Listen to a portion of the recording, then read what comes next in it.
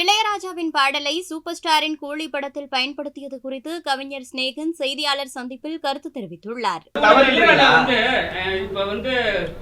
Rajini sir ஒரு படம் பண்ணிருக்காங்க சரிங்களா, கூலி. அதுல ஒரு சாங் அவரே வாய்ஸ் வர பாடுவார் சரிங்களா, அதுக்கே காப்பிரைட் போட்டிருக்காரு.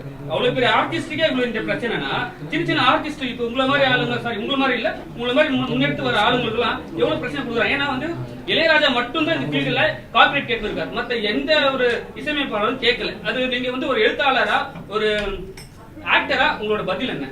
கண்டிப்பாக என்னுடைய உரிமையை நான் பறிபோகும்போது நான் குரல் கொடுப்பேன். ஆனால் அதை எடுத்துகிட்டு போய் நீதிமன்றம் வரைக்கும் போராடுறதுக்கான வலு உள்ளவர்கள் போராடிட்டு இருக்கிறாங்க.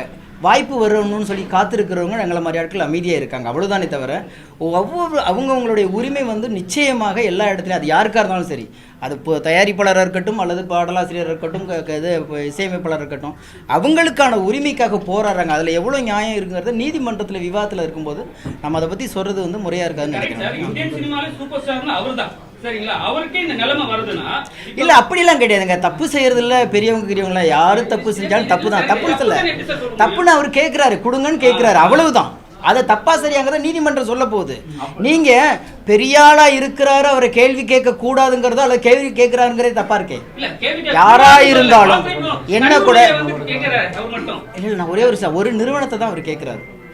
ஏன்னா என்னுடைய பாடல்களை இந்த நிறுவனம் உபயோகப்படுத்துது, என்கிட்ட ஒரு வார்த்தை கேட்டுக்கலாமே, ஒரு அனுமதி கேட்கலாமே. ஏன்னா இப்போ ஒன்றே ஒன்றுங்க, உங்கள் வீட்டுக்கு நான் வரது முன்னாடி உங்கள் முகவரி கேட்குறேன்னா இல்லையா, உங்கள்கிட்ட ஒரு அனுமதி கேட்டு தானே உங்கள் உள்ளுக்குள்ளே வரேன். சொல்லாமல் நைட்டு கதவு துணா ஏங்க என்கிட்ட கேட்டு வர மாட்டீங்களான்னு ஒரு வார்த்தை கேட்பீங்க இல்லையா. அவ்வளவு தான் இங்கே பிரச்சனையே. என் பாட்டை நீங்கள் உபயோகப்படுத்துறீங்க, என்கிட்ட ஒரு வார்த்தை சொல்லியிருக்கலாமேன்னு கேட்குறாரு. அது எந்த அளவுக்கு எதை அடிப்படையில் வச்சு கேட்குறாருன்னா, அவர் தொடுத்த வழக்கிலையும் கொடுத்த அறிக்கையிலையும் அல்லது அவர் போட்ட கேஸை வச்சு தான் நம்ம முடிவு பண்ண முடியும்.